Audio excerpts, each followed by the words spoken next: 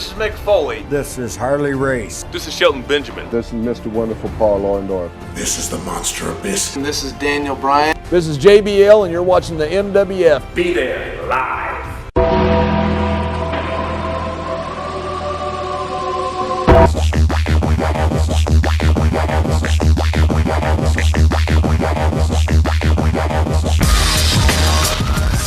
Wrestling fans from around the corner and around the world, welcome to another installment of Wrestling Insiders. I'm Dan Marotti here at MWF Studios, just north of Boston, in downtown Melrose, Massachusetts, 02176, the zip code of champions. Stay tuned after the news for some awesome money-saving deals where you can support indie wrestling. Let's check out the WWE SmackDown Live taping Tuesday, August the 2nd, 2016, in Nashville, Tennessee. Before SmackDown went live, there were matches taped exclusively for WWE Main Event on WWE Network.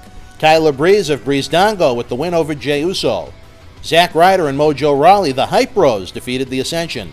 When SmackDown went live on the USA Network, Shane McMahon was worried about the repercussions of Randy Orton RKOing Brock Lesnar on Raw the previous night. Shane lined up a team of security guards with Daniel Bryan to keep Lesnar out.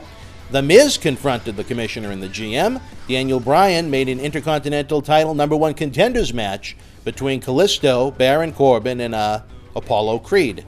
Dean Ambrose opened the show, calling out the man he'll face at SummerSlam for the WWE World Heavyweight Championship, that being Dolph Ziggler. Ambrose told him that he's all show, that Ambrose is all go, and Ziggler isn't as good as he thinks he is. Ziggler cut a really fired-up promo, one of the better ones I've ever seen from him, and that's what is going to be imperative for Ziggler with the opportunity being presented to him right now, that being the feature championship match from SmackDown at SummerSlam. He talked about starting out from the bottom as a male cheerleader and being disrespected during his time in WWE. It seemed that he forgot he was Kerwin White's golf attendant. As Ambrose left the ring, the Wyatt family signature video went off, and Bray Wyatt was in the ring when the lights came on. Bray gave Ziggler a Sister Abigail, challenging the knocked-out Ziggler to a match for the #1 contendership later on. After the commercial break, Ziggler demanded the match happen, even though General Manager Daniel Bryan was against the idea. Ziggler wants to prove everybody wrong, is the story here. Apollo Crews defeated Kalisto and Baron Corbin to become the #1 contender for the Intercontinental Championship and face The Miz at SummerSlam. Crews looked good here, getting the schoolboy for the win. He had Miz and Maurice at ringside for the matchup. Corbin attacked Kalisto after the match. As Crews made the save, Miz ran in and hit the skull-crushing finale. Becky Lynch versus Eva Marie never happened. As Eva got into the ring, she hurt her leg and needed to be attended to. American Alpha made their heavily pushed debut, defeating the Vaudevillains. Solid win here. As I've noted many times in NXT discussions, I truly feel Jason Jordan has an it factor going for him between his look, his charisma, his in-ring talent to be a top-of-the-card main event superstar for WWE as he continues to learn and improve. He's a money guy.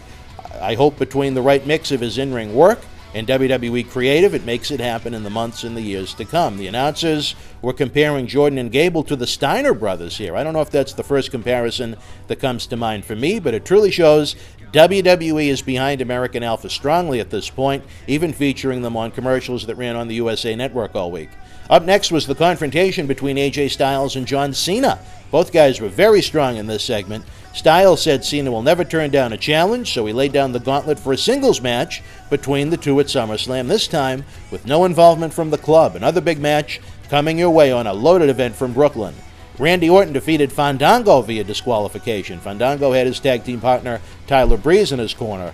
Orton controlled the matchup, and when he was ready to hit Fandango with the RKO, Brock Lesnar appeared. As soon as Orton hit it, Lesnar ran into the ring and F5'd Orton. Similar to Raw, Shane and Daniel Bryan ran out. When Lesnar was later shown leaving the building, Lesnar told Shane he was returning the favor for what happened on Raw. Very effective segment here. I liked it. Heath Slater confronted Daniel Bryan over not being on SmackDown. Bryan said he could earn a spot onto the SmackDown roster by winning a match next week. He wanted to know who his opponent would be, and he got gored out of nowhere by Rhino for his efforts. Carmella versus Natalya never happened. Earlier in the show backstage, Carmella challenged Natalya when Natalya interrupted her interview time. Carmella was cutting a promo when Natalya attacked her from behind, putting her in the sharpshooter outside of the ring. Neither women's match took place this week, and I honestly think that's for the best. I'd like to see all the women on either the SmackDown show or the Raw show, and the same with the Cruiserweight division. I'd like to see that on one show, either Raw or SmackDown. there aren't enough women on the roster to have two divisions, in my opinion. I believe right now both rosters have 6 or 7 women, and that's not enough. When I think of them adding a women's tag team title to SmackDown, I shudder. In the main event, it was Dolph Ziggler defeating Bray Wyatt to keep his number 1 contender spot at SummerSlam.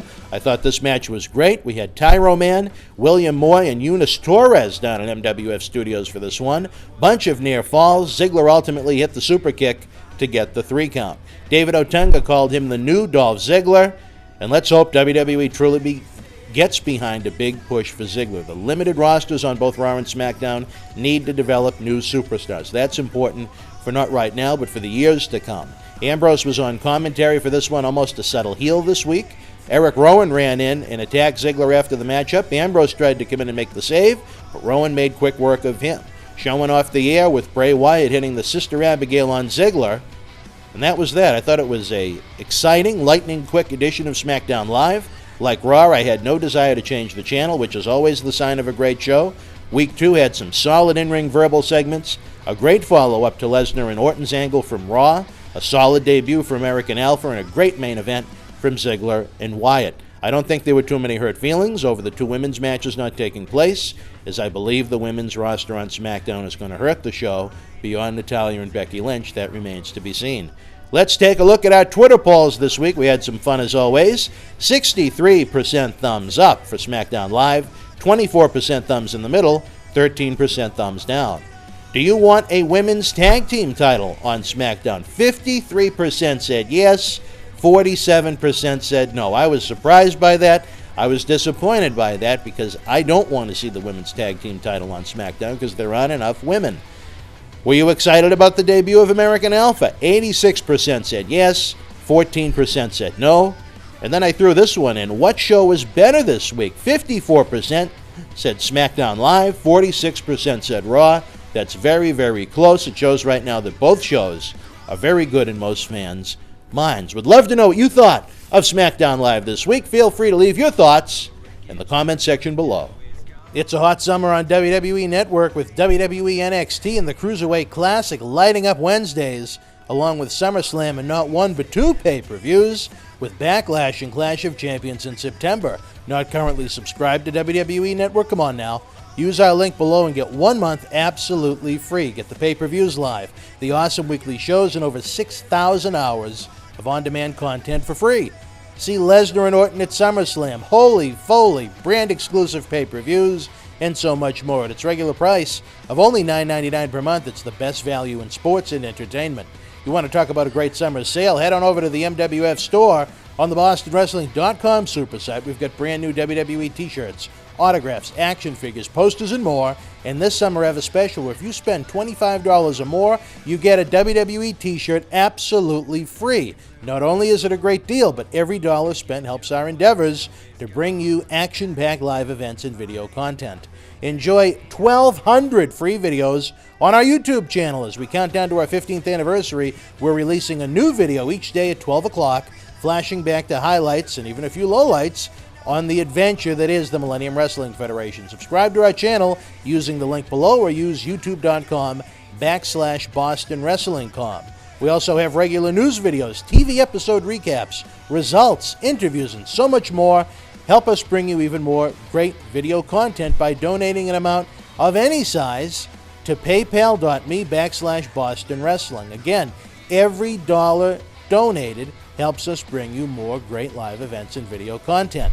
That wasn't enough. We have a new video on demand section on YouTube where you can either rent or own some of our classic state-of-the-art studio shoot interviews. In honor of the 10-year anniversary since the original No Holds Barred Iron Sheik studio shoot interview went viral and on the Howard Stern Show, we've remastered it and made it available for fans around the world to enjoy for as little as $5.99. We also have an awesome WrestleMania 1 roundtable studio shoot with the Sheik, Mr. Wonderful Paul Orndorff, and Cowboy Bob Orton, where all 3 WWE Hall of Famers look back at the WWF boom of the 1980s. John Cena Sr. joins me as co-host for in-depth studio shoots with both Paul Bearer and the first and only shoot ever done with the Boogeyman. Paul Dempsey joins us and pulls back the curtain on WWE NXT. Again, not only can you rent or own these awesome interviews, but every dollar goes right back into our efforts to bring you live event and video content.